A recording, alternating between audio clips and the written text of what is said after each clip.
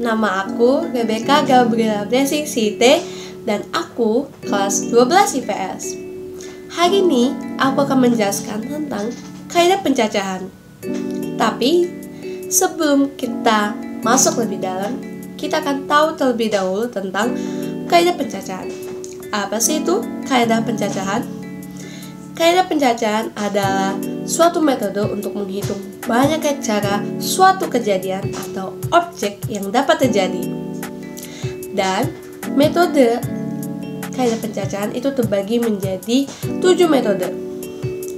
Jadi yang pertama adalah aturan penjumlahan dan perkalian, yang kedua faktorial, yang ketiga pemutasi unsur yang berbeda, yang keempat pemutasi yang memuat beberapa unsur yang sama, yang kelima pemutasi siklis, yang keenam pemutasi berulang, dan yang ketujuh kombinasi. Oke, langsung kita bahas yang pertama. Oke, jadi yang pertama kita akan bahas tentang aturan penjumlahan terlebih dahulu. Nah, jadi untuk menghitung aturan penjumlahan itu gampang banget ya. Jadi di sini aku ada 2 soal. Yang soal pertama, di kamar Jemima terdapat 4 jenis dress lengan panjang yang berbeda, 5 jenis dress selutut yang berbeda, dan 6 jenis dress lengan panjang berbeda.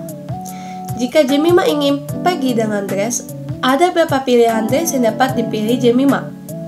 Oke, jadi langsung aja. Di sini ada 4 jenis dress lengan panjang sama 5 jenis dress selutut yang berbeda dan 6 jenis dress lengan panjang berbeda. Jadi langsung aja kita hitung. Nah, 4 tambah 5, 9 tambah 6 jadinya 15. Gampang bukan? Jadi untuk aturan penjumlahan ini seperti materi SD, itu cuma pertambahan doang. Nah, oke, kita lanjut yang soal kedua. Berarti jawaban untuk soal pertama yaitu berapa pilihan dress yang dapat dipilih Jemima adalah 15. Oke, next question atau next pertanyaan. Chad akan membeli sebuah sepatu dari suatu fashion store yang menyediakan 5 jenis sepatu sport dan 2 jenis sepatu sneakers.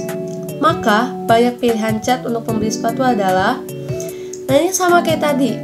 Berarti kalau kita lihat di sini berarti ada 5 jenis sepatu sport dan 2 jenis sepatu sneakers. Berarti sama dengan 7. Berarti banyak pilihan Chad untuk membeli sepatu adalah 7 pilihan. Oke, gampang bukan untuk aturan penjumlahan? Next kita ke aturan perkalian. Oke, ini aku ada 2 pertanyaan untuk aturan perkalian. Oke, nah sekarang kita lihat soal pertama. Hans ingin membuat plat nomor kendaraan yang terdiri dari 4 angka yang dipilih dari angka-angka 1, 2, 3, 4, dan 5. Dan dalam plat nomor itu boleh ada angka yang sama. Berapa banyak plat nomor yang dapat dibuat? Nah, di sini kan Hans mau membuat plat nomor kendaraan yang terdiri dari 4 angka. Berarti kita bikin jadi 4 kotak dulu ya. Oke. Kotak pertama, maaf ya kalau tulisannya agak kurang. Nah, kotak pertama yaitu kita isi dulu semua angkanya. Berarti ada 1, 2, 3. Maaf ya kalau kurang angkanya. 5. 1, 2, 3, 4 dan 5. Dan itu juga berlaku di kotak kedua. Karena angka-angka yang di kotak 1 itu bisa diisi lagi dengan kotak yang pertama ya. Oke. Nah, untuk kotak ketiga dan kotak keempat berarti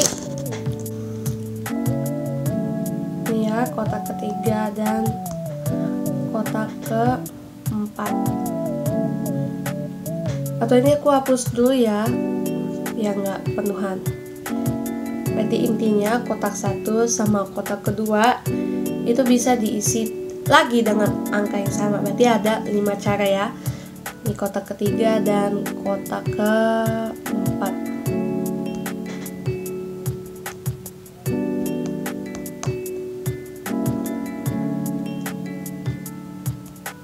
Nah, ini berarti kita hitung masing-masing dari keempat kotak tadi. Berarti kan ada 5 cara. Berarti 5 kali 5 kali 5 kali 5. Nah berarti karena ada 4 kotak, jadi kita hitung nih kan jadi satu kotak itu ada 5 cara. Berarti kita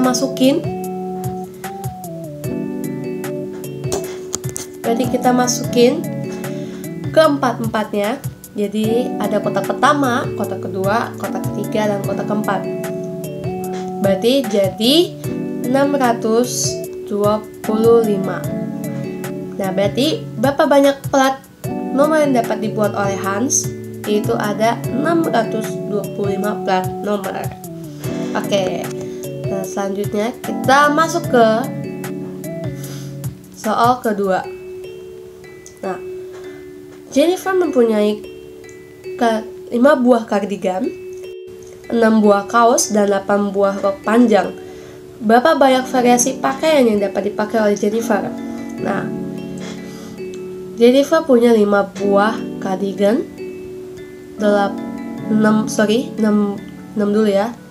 6 buah kaos dan 8 buah rok panjang. Berarti kita tinggal hitung aja di sini. Berarti 5 kali 6 30 dan 30 kali 8 berarti 240. Nah, berarti berapa banyak variasi pakaian yang dapat dipakai oleh Jennifer? Yaitu ada 240 variasi pakaian yang dapat dipakai oleh Jennifer. Selanjutnya kita akan membahas tentang faktorial. Nah, faktorial itu apa sih? Faktorial adalah perkalian semua bilangan asli atau bulat yang akan dinotasikan dengan n faktorial. Nah, kita langsung aja ke soalnya. Oke, ini kita udah ada 2 soal di sini ya. Untuk soal faktorial, hitunglah nilai-nilai dari 7 faktorial. Nah, maksudnya apa sih tadi perkalian untuk semua bilangan asli? Nah, 7 faktorial berarti rumusnya kayak gini. Berarti lupa. Berarti kalau 7 faktorial berarti kita hitung dari 7 kali 6 kali 5 kali 4 kali 3 kali 2, nggak muat, maaf ya, di sini aja, kali 1. Nah, berarti kita hitung dulu nih semuanya. Berarti 7 kali 6 kali 5 kali 4 kali 3 kali 2 kali 1.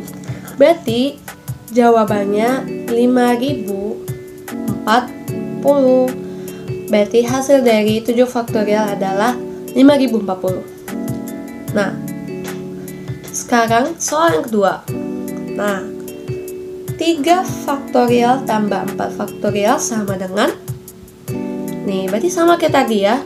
Berarti kalau ini kita harus tutup kurung agar tidak kecampur dengan sebelahnya gitu ya.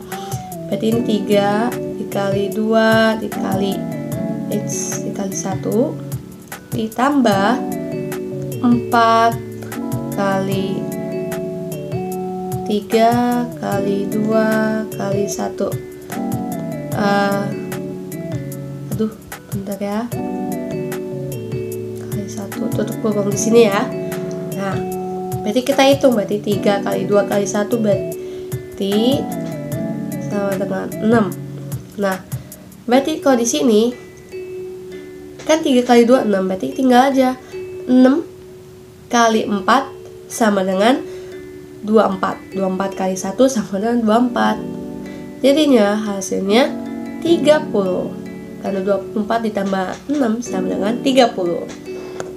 Oke, selanjutnya aku akan membahas tentang permutasi dengan unsur yang berbeda. Tapi sebelumnya kita harus tahu dulu permutasi itu apa sih? Jadi permutasi unsur yang diambil yang istilahnya huruf R dari unsur yang tersedia yaitu N adalah susunan dari R itu sendiri dalam suatu urutan. Oke, jadi aku akan kasih contohnya ya. Oke, di sini aku ada 2 soal untuk permutasi dengan unsur yang berbeda. Jadi yang pertama, hitunglah permutasi berikut. A.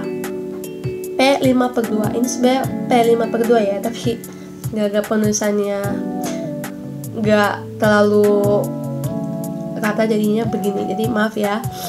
Ya, hitunglah permutasi berikut. Ini sama aja kayak yang tadi, faktorial. Jadi caranya gimana? Jadi caranya yaitu nih. Berarti ini jawaban A ya. Maaf kalau tuh saya jelek. Jadi 5 faktorial dibagi per 2 faktorial. Nah, biar lebih gampang, kan kalau tadi kan sampai 1. Nah, biar lebih gampang di sini kan dibagi 2 faktorial. Jadi 5-nya sampai 2 aja. 5 kali 4 kali 3 kali 2. Nah, ini tulis faktorialnya ya.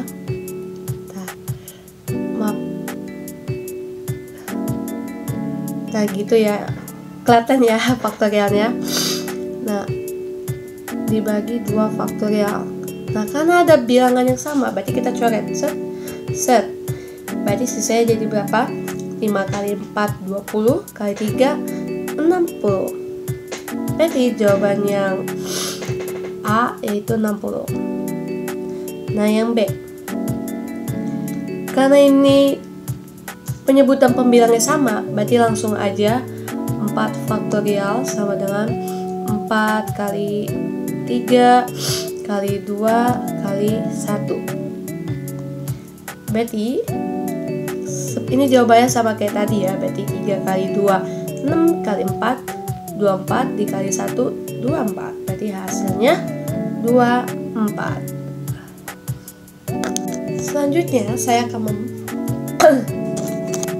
Selanjutnya aku akan membahas tentang permutasi yang memuat dengan unsur yang sama. Nah, aku langsung aja kasih contoh soalnya untuk permutasi yang ini. Let's go. Oke, di sini kita bisa lihat, tentukan banyaknya susunan huruf yang dapat dibentuk dari huruf remaja. Maaf, ini salah. Nah, tentukan banyak susunan huruf yang dapat dibentuk dari huruf-huruf remaja. Nah, kita bisa lihat di sini. Di sini kan ada 2 yang sama. Nah, kita bisa lihat di sini. Di sini ada 2 yang sama. Nah, ada kata A yang 2 yang sama. Nah, berarti di sini bentar. Berarti P. Nah, berarti ini di sini langsung aja kayak tadi ya. Nah, di sini ada 6 kata. Berarti kita tulis P6 faktorial dibagi dengan 2 kata yang sama tadi yaitu A. Berarti 2 faktorial. Nah, berarti tinggal kita hitung aja di sini. Nah, berarti biar lebih gampang, langsung aja 6 kali 5 kali 4 kali 3 kali 2 faktorial dibagi 2 faktorial. Nah, kalau ada penyebut yang sama, berarti langsung aja kita coret. Nah, berarti kita kali sisanya berarti 6 kali 5 30 kali 4 120, dan 120 kali 3 sama dengan 360. Berarti jawabannya adalah 360. Selanjutnya, aku akan membahas tentang permutasi siklis. Nah, kita bisa lihat di sini. Rumus permutasi siklis itu adalah n dikurang 1 faktorial. Nah, berarti di sini kita langsung aja lihat soalnya. Misalkan ada 4 orang, yaitu Aurel, Bastian, Chelsea, dan Daisy menepati 4 buah kursi yang mengelilingi sebuah meja bundar. Berarti berapa banyak susunan yang dapat terjadi? Berarti langsung aja, berarti P siklis, aku tulis bawahnya aja ya, berarti sama dengan 4 dikurang 1 faktorial. Nah, berarti jawabannya 3 faktorial, berarti sama dengan 3 kali 2 kali 1 sama dengan 6. Berarti hasilnya adalah 6. Selanjutnya, aku akan membahas tentang permutasi berulang. Nah, kalau bisa kita lihat, rumusnya di sini adalah permutasi berulang sama dengan n pangkat r. Ini aku kasih simbolnya pangkat ya, berarti m pangkat r. Nah, langsung aja kita lihat ke soalnya. Dari angka-angka 1, 2, 3, dan 4 akan dibentuk bilangan-bilangan yang terdiri atas 3 angka dengan angka-angka boleh berulang. Jadi, berapa banyak bilangan yang dapat terbentuk? Nah, langsung aja kita tulis jawabannya. Karena di sini rumusnya m pangkat r, berarti kita bisa lihat di sini ada 4 angka. Berarti langsung aja kita masukin. Nah, yang diketahui yaitu terdiri atas 3 angka dengan angka-angka boleh berulang. Karena boleh berulang, jadi kita langsung aja 4 pangkat 3. Berarti sama dengan 4 kali 4 kali 4. Berarti sama dengan hasilnya 64. Oke, selanjutnya aku akan membahas tentang kombinasi. Nah, rumus kombinasi itu gimana sih? Rumus kombinasi berarti itu sama dengan Cn per R sama dengan n faktorial dibagi R faktorial dalam kurung n kurang R tutup faktorial. Nah, langsung aja kita langsung lihat ke soalnya. Nah, di sini aku kasih satu contoh soal, yaitu hitunglah kombinasi berikut. Nah, jadi caranya gimana sih? Nah, kan tadi rumusnya udah aku kasih tahu. Berarti langsung aja C5 per 2 sama dengan 5 faktorial dibagi 2 faktorial buka kurung 5 dikurang 2 tutup faktorial. Maaf ya kalau penulisannya kurang. Berarti sama dengan 5 faktorial per 2 faktorial 5 kurang 2 berarti sama dengan 3 faktorial. Nah, ini gampang banget, jadi langsung aja kita sederhanain. Nah, biar kita bisa kali penyebutnya. Jadi it's map like dikit.